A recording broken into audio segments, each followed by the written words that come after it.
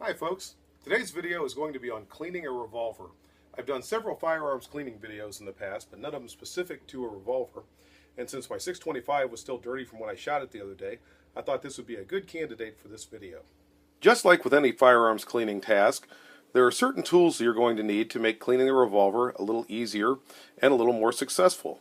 You'll need a properly sized rod. You'll need also properly sized bore brushes and bore jags, a toothbrush, cleaning patches, solvent, and you'll need a good shop rag, which I don't have laying right here. After safety checking the revolver, I like to remove this screw right here. Now I need to emphasize this is a Smith&Wesson revolver. Not all revolvers will have this. You have to be careful, make sure you use a properly sized screwdriver so that you don't damage the screw when you take it out. Also make sure you don't lose the screw. What that will do is release the cylinder crane, and you can then remove the cylinder from the revolver for a little bit easier cleaning.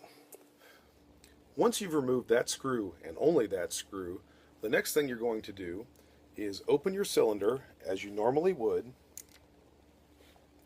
When the cylinder is open, you're going to need to hold it in place, grasp the front of your crane, and it will slide right out just like that as one piece. You can then set it off to the side, and you have now separated your revolver into the frame barrel assembly and the cylinder assembly. This will make it a little bit easier to clean. The next thing I'm going to do is take a saturated cleaning patch, place it over the muzzle just like this. Then I'm going to take my properly sized cleaning jag on my cleaning rod and push it right down through the bore, just like this. It should be a good tight fit, that way it'll press the patch into the lands and grooves of the rifling. I'm going to work it back and forth a little bit. After the first time through, I'm going to flip it over, and I'm going to do the same exact thing again, just to make sure we get the inside of that bore good and saturated with our cleaning solvent. Once that's done, while the patch is still on the cleaning rod, I'm just going to wipe down the inside of the top strap, the recoil shield at the back of the frame, and basically every place that I see some buildup of carbon in there, just to get it saturated or wetted down with the solvent. At that point, I'm going to place the frame off to the side and I'm going to start to work on my cylinder. Remember, with the revolver you have to clean each cylinder, not just the barrel.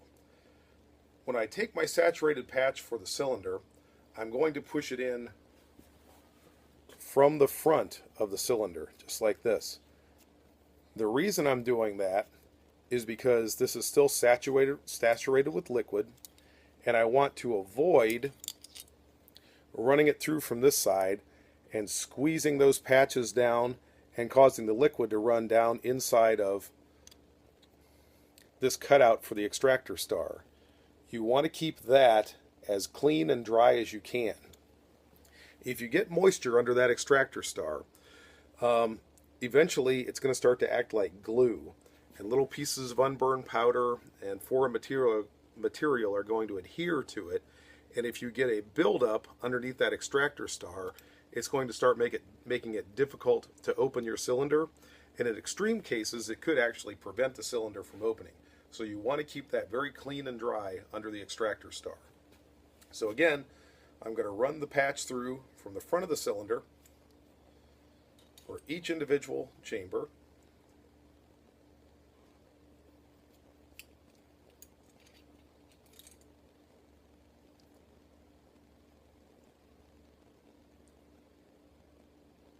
And if your patch gets too dirty or too dry, you can always get a new patch or saturate another one. Don't put your dirty patch back inside your cleaning solvent, because that'll contaminate the liquid that's still in there. Okay, that's all 6 cylinder chambers. And the same as with my bore, I'm going to let that solvent work in there for a while. While it's working, I'm not going to take a break. What I'm going to do now is take my toothbrush and scrub the front of this cylinder face. We're scrubbing right here.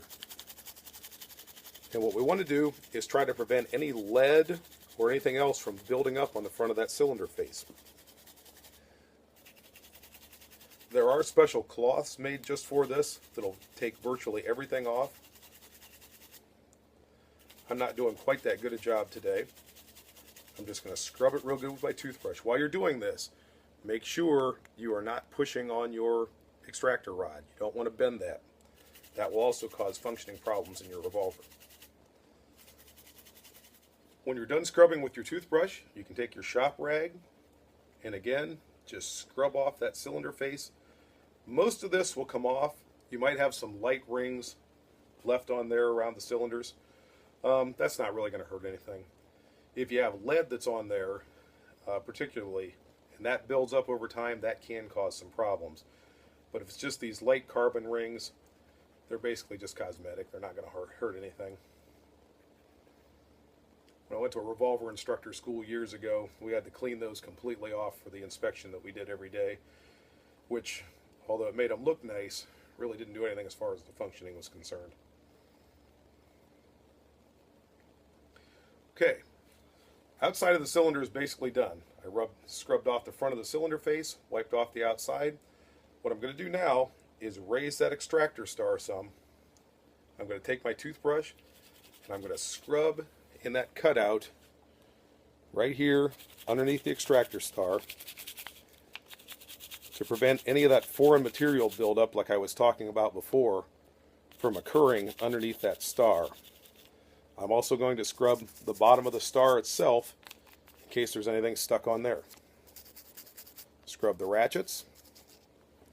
And the last thing I'm going to do while I've got the star pushed up like that is go underneath with my shop rag and make sure it is completely dry